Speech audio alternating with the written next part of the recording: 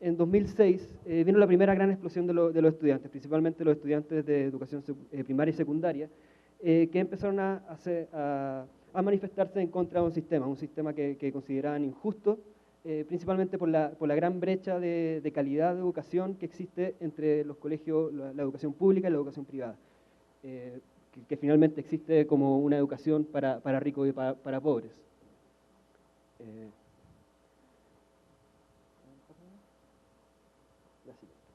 Bueno, en ese momento empiezan a surgir las primeras manifestaciones de los estudiantes. Se toman colegios, empiezan a salir a las calles, empiezan a hacer manifestaciones. Y lo importante de ese movimiento es que empezó a agarrar mucha fuerza.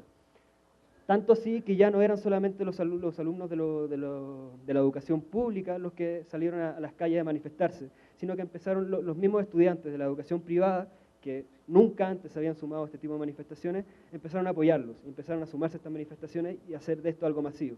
También se fueron sumando los estudiantes de la educación superior y esto ya se convirtió en una especie de movimiento social. Pero desgraciadamente no alcanzó a eso. En este momento buscan derogar la LOCE, que es la ley que regía la educación en Chile, que fue promulgada en el último año de la dictadura, en 1990, o sea, poquito después que saliera la dictadura, pero ya venía desde antes. Y es una ley bastante compleja en su sentido, porque lo que hace, en definitiva, no me voy a poner a explicar todo lo que dice la ley, pero apoya mucho y profundiza mucho las diferencias sociales que existen entre los distintos tipos de educación. Entonces, y tampoco establecía mecanismos de fiscalización de manera que el Estado pudiera fiscalizar qué es lo que estaba ocurriendo con la educación.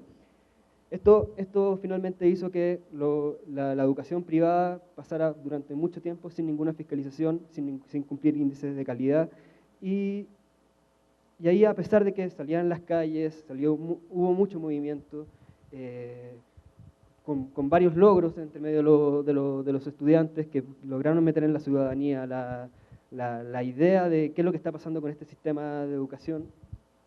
Ellos pusieron por primera vez de forma masiva en la cabeza de la ciudadanía el tema del negocio, del lucro en la educación. Pero ahí, y eso ya fue como un gran logro. El gran problema, ¿me la puedes pasar por favor? El gran problema es que los periodistas no supimos qué hacer con eso.